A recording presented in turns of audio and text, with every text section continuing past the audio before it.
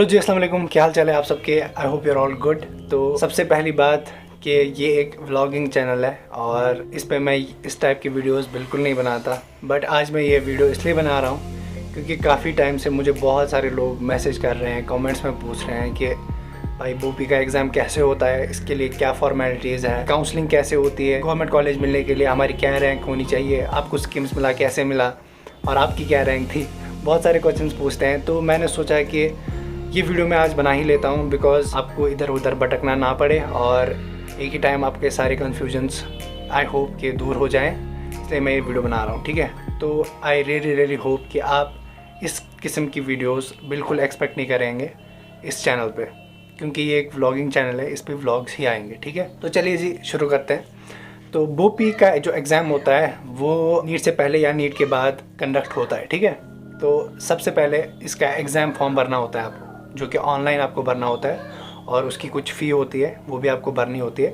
तो अगर आपको नहीं पता तो कुछ दिन पहले इसका फॉर्म निकला है तो आप भर लीजिए। अगर आपको देना है एग्ज़ाम तो आप इसका फॉर्म भर लीजिए। उसके बाद जब आप अपना एग्ज़ाम फॉर्म भरेंगे वहाँ से आपका एप्लीकेशन नंबर और आपका डेट ऑफ बर्थ वगैरह जनरेट हो जाएगा, वो आपको याद रखना है क्योंकि आगे जाके जब आपका एडमिट कार्ड रिलीज़ होगा वो उसी एप्लीकेशन नंबर पर रिलीज़ होगा।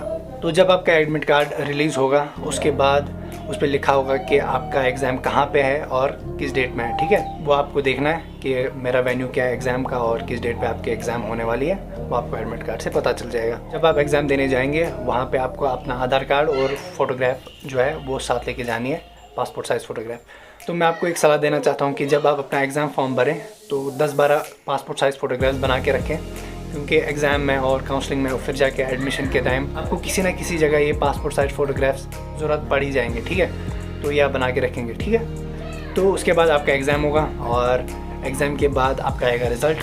तो रिज़ल्ट के टाइम पे आपको एक्चुअली पता चल जाएगा कि आपकी क्या रैंक थी और आपने कितने पॉइंट सिक्योर किए हैं। और यहाँ पे जो पेपर डिफ़िकल्टी है वो एक बहुत बड़ा फैक्टर होता है आपकी रैंक और कट ऑफ का डिसाइड करने में। ठीक है, यहाँ पे जो कट ऑफ का सीन है वो थोड़ा अलग है एज़ कम्पेयर टू नीट, क्योंकि नीट में क्या होता है कि अगर आपकी कट ऑफ रेंज से कम मार्क्स हैं तो आपको कॉलेज नहीं मिलता। ठीक है, बट बोपी में क्या होता है कि ये वहाँ से बोलते हैं कि फॉर एग्ज़ाम्पल अगर पेपर अच्छा मतलब डिफ़िकल्ट आया हो तो आपका कट ऑफ जो है वो कम जाता है। ठीक है, अगर इजी हो तो कट ऑफ मतलब हाई जाता है, वो पता ही है। ठीक है, तो लास्ट टाइम क्या होता है, लास्ट ईयर पेपर डिफ़िकल्ट आया था तो जिनके 25 पॉइंट्स तक थे, जिन्होंने 25 पॉइंट्स तक सिक्योर किए थे, उनको काउंसलिंग में अपेयर करने के लिए मतलब बुलाया गया था। ठीक है, वो ऑब्वियस सी बात है कि जिनके 25 पॉइंट्स थे या उससे ज़्यादा थे उनकी रैंक बहुत पीछे होगी और उनको गवर्नमेंट कॉलेज नहीं मिलेगा ऑब्वियसली। ठीक है, तो वो मतलब जो कॉलेज मिलता है वो आपको काउंसलिंग के टाइम मिलता है। ठीक है, तो रिज़ल्ट आपका आ गया, आपको पता चल गया आपकी रैंक क्या है, आपने कितने पॉइंट सिक्योर किए हैं। उसके बाद आता है काउंसलिंग। ठीक है, काउंसलिंग से पहले आपकी एक मतलब नोटिफिकेशन आती है कि किस डेट पे आपकी काउंसलिंग है। ठीक है, और उस पर लिखा होता है कि किस रैंक से किस रैंक तक किस डेट पे एग्ज़ाम है। फॉर एग्ज़ाम्पल मेरी रैंक 100 है। ठीक है, तो वहाँ पे लिखा होता है 1, जिनकी रैंक 1 से रैंक 400 है उनको फ़लानी डेट पे आना है, फिर 400 से 800 तक दूसरे दिन, फिर 800 से ऐसे आगे तीसरे दिन। ठीक है, तो ऐसे जाके काउंसलिंग होती है आपकी। ठीक है, और काउंसलिंग के 3 राउंड्स होते हैं, राउंड फर्स्ट, राउंड सेकंड और मॉप अप राउंड या राउंड 3 जिसको हम बोलते हैं। तो मैं आपको एक सलाह दूंगा यहाँ पे कि जब आप काउंसलिंग के लिए जाएं तो उस टाइम आपको काउंसलिंग का फॉर्म भरना है और उसकी फ़ी भरनी है। तो आप डेबिट कार्ड अपना मतलब जो ATM कार्ड होता है वो साथ लेके जाएं, बिकॉज़ वहाँ पे कैश पेमेंट वो एक्सेप्ट नहीं करते हैं, वो खाली डेबिट कार्ड से पेमेंट एक्सेप्ट करते हैं। ठीक है, तो उस दिन आप डेबिट कार्ड लेके जाइएगा। ठीक है, और वहाँ पे जो ये फॉर्म होता है काउंसलिंग का, उस पर आपको लिखना होता है कि आपका प्रेफर्ड कॉलेज क्या है, पहली प्रेफरेंस, दूसरी प्रेफरेंस और तीसरी प्रेफरेंस, ऐसे जाके मतलब 7 वहाँ पे प्रेफरेंसेस होती हैं। तो 7 प्रेफरेंसेस आप दे सकते हैं। फॉर एग्ज़ाम्पल मैं मतलब मेरा प्रेफर्ड कॉलेज था स्किम्स। ठीक है, दूसरी प्रेफरेंस GMC श्रीनगर और तीसरी प्रेफरेंस GMC बारामूला, ऐसा कुछ। ठीक है, तो मतलब ऐसे जाके आपको प्रेफरेंस रखनी होती है और आपका प्रेफर्ड कोर्स वहाँ पे आप कौन सा कोर्स करना चाहते हैं वो साइड में आपको लिखना होता है। ठीक है, तो मेरी सलाह ये है कि जब आप अपना काउंसलिंग फॉर्म भरें तो आपको एडमिशन करना ही करना है। ठीक है, मानिए कि आपको अपना प्रेफर्ड कॉलेज और प्रेफर्ड कोर्स नहीं मिलता। ठीक है, तो जो आपकी दूसरी प्रेफरेंस है आप मतलब ऐसी कोशिश करें कि जो आपकी सबसे क्लोज़ प्रेफरेंस में से है वो आप चूज़ करें मतलब अगर आपको अपना सबसे नंबर 1 पे प्रेफरेंस जो कॉलेज आपने दी है वो आपको नहीं मिलता, या उसमें कोई कोर्स आपको नहीं मिलता, ठीक है, तो दूसरा कॉलेज फॉर एग्जांपल मेरा सिक्किम्स था, पहली प्रेफरेंस मेरी सिक्किम्स की थी, तो फॉर एग्जांपल मान लीजिए कि मुझे सिक्किम्स नहीं मिलता, ठीक है, मेरी दूसरी प्रेफरेंस थी जीएमसी श्रीनगर, ठीक है, मैं कोशिश करूंगा कि जीएमसी श्रीनगर में मुझे अपना प्रेफर्ड कोर्स मिले, ठीक है। अगर अपना प्रेफर्ड कोर्स नहीं मिलता तो मैं दूसरा कोई कोर्स मतलब चूज़ कर लेता हूँ जो मेरी दूसरी प्रेफरेंस का प्रेफर्ड कोर्स हो, ठीक है। तो फॉर एग्जांपल मान लीजिए पहली राउंड की काउंसलिंग में आपको अपना प्रेफर्ड कोर्स या अपना प्रेफर्ड कॉलेज नहीं मिलता, ठीक है, तो आप वेट करिए दूसरे काउंसलिंग का। जब दूसरी काउंसलिंग होगी, ये प्रोबेबिलिटी है कि जो आपके मतलब पहले प्रेफरेंस पर कॉलेज था उसकी सीट्स खुल गई हो, ठीक है, तो तब जाके आप वहाँ पे एडमिशन कर सकते हैं दूसरे राउंड की काउंसलिंग में। लेकिन पहली राउंड की काउंसलिंग में आपको एडमिशन मैंडेटरी करना है, ठीक है, तब जाके आप एलिजिबल होते हैं दूसरी या तीसरे राउंड की काउंसलिंग के। जो पहला राउंड होता है उसमें आपको एडमिशन करना ही करना है, चाहे कि आपको कौन सा भी कॉलेज मिले, ठीक है। लेकिन आप ये कोशिश करिए कि आपको अपना प्रेफर्ड कॉलेज मिले और अपना प्रेफर्ड कोर्स मिले, ठीक है। चाहे अगर आपको अपना प्रेफर्ड नंबर 1 की प्रेफरेंस का कॉलेज नहीं मिलता, आप अपना नंबर 2 का जो आपका प्रेफर्ड कॉलेज है उसमें वो अपना प्रेफर्ड कोर्स मतलब चूज़ करने की ट्राई कीजिए, ताकि अगर आपको आगे जाके सीट्स नहीं भी मिलती तो आप पछताएं ना, ठीक है। और जब आपकी दूसरी राउंड की काउंसलिंग हो, मान लीजिए कि उसमें भी आपको अपना प्रेफर्ड कॉलेज या प्रेफर्ड कोर्स नहीं मिलता, प्लीज़ जल्दबाजी में कोई ऐसा कॉलेज नहीं लेना कि जो आपका प्रेफर्ड ना हो, चाहे उसमें आपकी प्रेफर्ड कोर्स की सीट्स वैकेंट ही क्यों ना हो, बट ऐसा नहीं करना कि हड़बड़ी में कोई भी कॉलेज ले लोगे और मतलब ये सोच के ले लोगे कि वहाँ पे एक कोर्स खुला है, बिकॉज़ हर एक कॉलेज की अपना एक रेपुटेशन होता है। आप सिक्किम सोरा को एक प्राइवेट कॉलेज से कंपेयर नहीं कर सकते, जीएमसी श्रीनगर को एक प्राइवेट कॉलेज से कंपेयर नहीं कर सकते, ठीक है ना। और काउंसलिंग में जाके एक बहुत बड़ा कन्फ्यूजन ये रहता है सबके दिमाग में कि वहाँ पे एक्चुअली कॉलेज मिलता कैसे, ठीक है। अगर हमारी रैंक 100 है या हमारी रैंक 200 है तो हमें कैसे कॉलेज मिलेगा, करना क्या है वहाँ पे, ठीक है। तो आप ऐसे मतलब समझ लीजिए कि अगर मेरी रैंक 1 है, ठीक है, फॉर एग्जांपल मेरी रैंक 1 है, ठीक है, जब मैं काउंसलिंग में जाऊँगा ना तो सबसे पहली मेरी काउंसलिंग होगी, ठीक है। जब मेरे सबसे पहली काउंसलिंग होगी तो मेरे लिए सब कॉलेजेस खुले हैं, सब के सब जितने भी कॉलेजेस हैं, मैं किसी भी कॉलेज में एडमिशन ले सकता हूँ, और उन कॉलेजेस में जो भी कोर्सेज़ हैं उन सब कोर्सेज़ में सब सीट्स मेरे लिए खुली है, ठीक है। तो मैं उनमें से कोई भी कोर्स चूज़ कर सकता हूँ, ठीक है। मान लीजिए मेरी रैंक 200 है, ठीक है, तो मेरे से पहले जो 199 बच्चे गए हैं उन्होंने जो कोर्स पकड़े हैं ना उन सब की सीट्स कम होती रहती हैं, ठीक है। फॉर एग्जाम्पल हम मान लेते हैं कि सिक्किम्स में 100 सीट्स हैं, हर एक कोर्स की 20 सीटें हैं, ठीक है।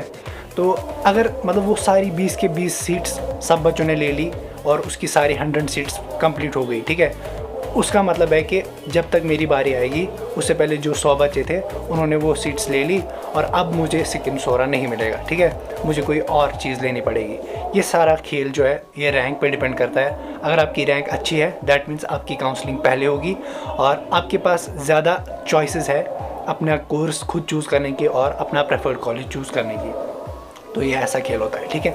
तो काउंसलिंग आपकी हो गई, ठीक है, आपको पता चल गया कि किस कॉलेज में आपका एडमिशन मिल गया है और किस कोर्स में आपका एडमिशन मिल गया है। तो उसके बाद आते हैं हम एडमिशन की तरफ कि जब आपका मतलब सब कुछ हो गया, काउंसलिंग हो गई, आपको पता चल गया कि कहाँ आपका एडमिशन करना है, तो एक बात याद रखिएगा कि अगर आप फॉर एग्ज़ाम्पल मेरा सिक्किम्स था और सेकंड राउंड में आपने अपना कोर्स चेंज किया है, ठीक है, लेकिन सिक्किम्स ही आपने कॉलेज सिक्किम्स ही ले लिया है बट आपने कोर्स चेंज करवा दिया है, ठीक है, तो आपको क्या करना है, अपने कॉलेज फिर से जाना है और वहाँ पे जाके भी कोर्स चेंज करवाना है। खाली काउंसलिंग में चेंज करना मैटर नहीं करता।